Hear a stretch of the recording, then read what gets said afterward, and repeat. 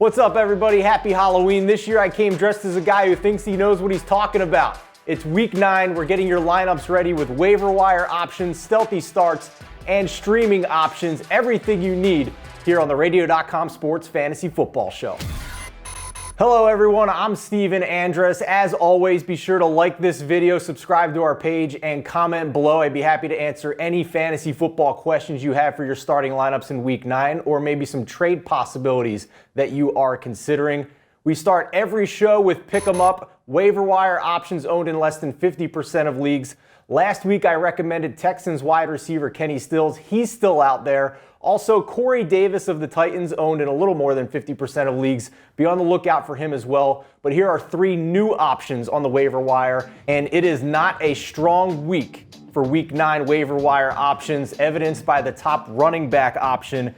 Cardinals running back Zach Zenner, owned in less than 1% of leagues. He takes on San Francisco this week, but David Johnson, back and ankle injuries, not expected to play Thursday night. Chase Edmonds, now with a hamstring injury, suffered against the Saints in week 8. I know Arizona traded for Dolphins running back Kenyon Drake, but with a Thursday night game, I think that turnaround is too quick for Drake to make a significant impact in week 9. This is the only volume running back option available on waivers this week, and volume is king in fantasy football. Our next option is another player who should benefit from an injury. Jaguars wide receiver Chris Conley. He's owned in less than 30% of leagues right now, and he gets to take on the Houston Texans. D.D. Westbrook left with a neck and shoulder injury in week 8. Conley in relief, 7 targets, 4 receptions for 103 yards and a touchdown. That's his 4th game with 70-plus yards, believe it or not. And in the first matchup against Houston in week 2, he took 5 targets and turned that into 4 receptions for 73 yards. And Houston is top 5 in fantasy points allowed to wide receivers this season. One more waiver wire option. This guy's owned in less than 10% of leagues. Detroit slot receiver Danny Amendola, who appears to have taken over the old Golden Tate role in this offense with quarterback Matthew Stafford. He gets to take on Oakland on the road. The Lions passing game, 63% of plays they are passing over the past 2 weeks with Kerryon Johnson injured at running back. That is up from a 58% pass run ratio on the season. And Amendola has benefited 19 targets over the past 2 games. He's converted those into 16 receptions for 200 yards as a slot receiver. Those targets are more efficient than outside routes. Amendola is again proving that. And Oakland top 5 in fantasy points allowed to wide receivers this season. Let's move on to the stream team streaming options among quarterbacks, tight ends, and defenses. We begin with the signal callers owned in less than 50% of leagues.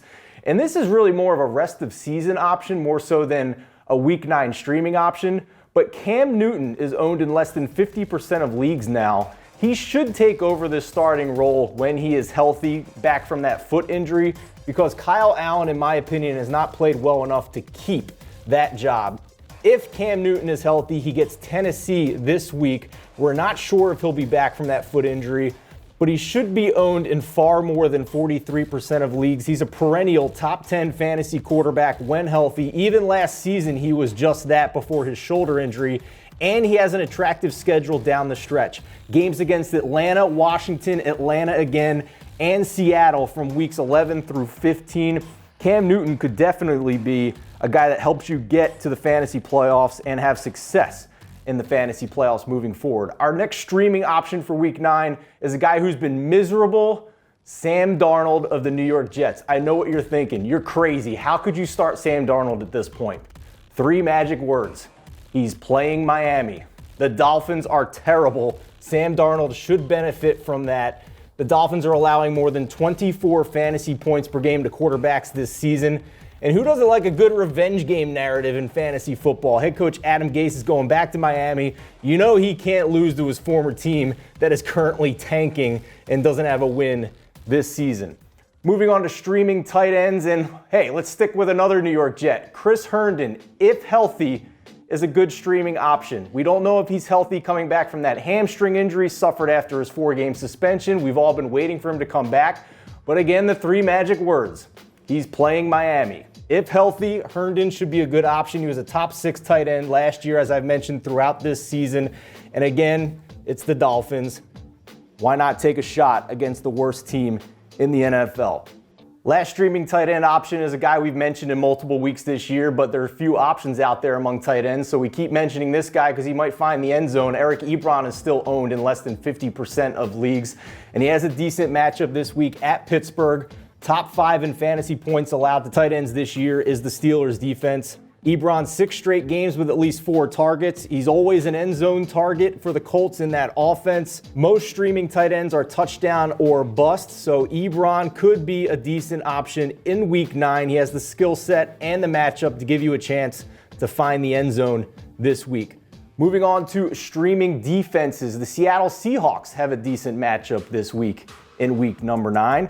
They get to take on the Tampa Bay Buccaneers. The Seahawks owned in just 38% of leagues. Tampa Bay, 3rd most fantasy points allowed to fantasy defenses this year. Seattle, 2+ turnovers forced in 3 of their last 4 games. Bucs quarterback Jameis Winston, 10 turnovers in his past 2 games. And this is the 5th straight game away from home for the Bucs. They've had 4 road games and a London game mixed in. They haven't had a home game since week 3. That wears on teams in the NFL. The Bucs are going to be pretty tired at this point with a quarterback who's turning it over. Arrow up for the Seahawks defense. One more streaming option, the Carolina Panthers. And I know they looked terrible against the 49ers last week, but the 49ers are an elite team this season. Cross that game out. Look what the Panthers did before that game, and you'll see an attractive fantasy defense. 4 games prior to the Niners debacle.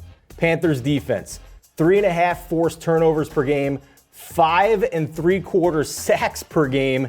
The Tennessee offense, not exactly one to be feared in fantasy football as well. I like the Panthers defense going up against the Titans in week number 9. Moving on to stealthy starts for week number 9. 4 teams on a bye this week, so here are some running back and wide receiver options to consider. We start with Denver running back Royce Freeman at home against the Cleveland Browns. Freeman quietly 14 touches per game, and he's been consistently getting work. 10+ touches in every game this year. He's a decent flex option because, most importantly, he's getting goal line work over the past 2 weeks. He's scored from in close in both week 7 and week 8. Cleveland, 6th most rushing touchdowns allowed this season to running backs, 14 to be exact.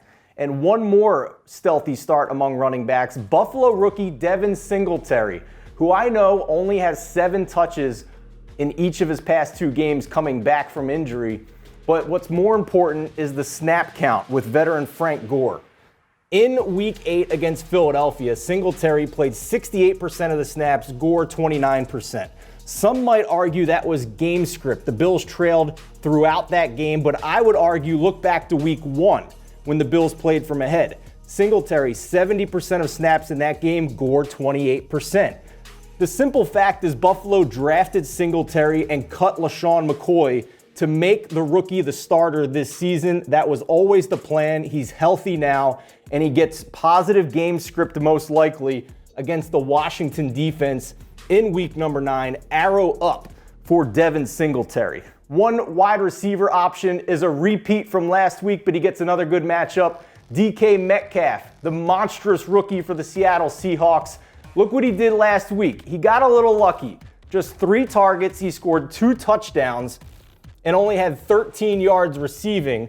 But what I'm looking at is 11 red zone targets on the year for Metcalf. Trails only Julian Edelman, Alden Tate, Mike Evans, and James White in the NFL. And Tampa Bay, 4th most fantasy points allowed to wide receivers this season.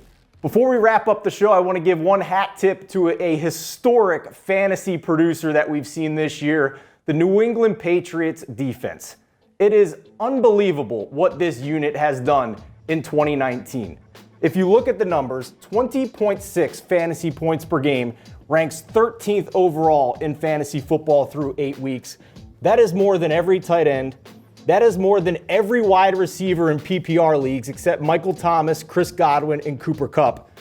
That is more than every running back in PPR leagues except Christian McCaffrey, Dalvin Cook, Aaron Jones, and Austin Eckler. And only 5 quarterbacks have scored more on a per-game basis: Lamar Jackson, Deshaun Watson, Russell Wilson, Dak Prescott, and Patrick Mahomes. The Patriots' 165 points this season is already more than every 2018 fantasy defense except the Chicago Bears, and the Patriots need only 23 more fantasy points over their final 8 games to pass that leading defense from a year ago. The Patriots' defense in 2019, in a word, has truly been generational. Thanks so much for watching this week on the Radio.com Sports Fantasy Football Show. As always, comment below. I'd be happy to answer your questions for Week 9. And best of luck this week and the rest of the season.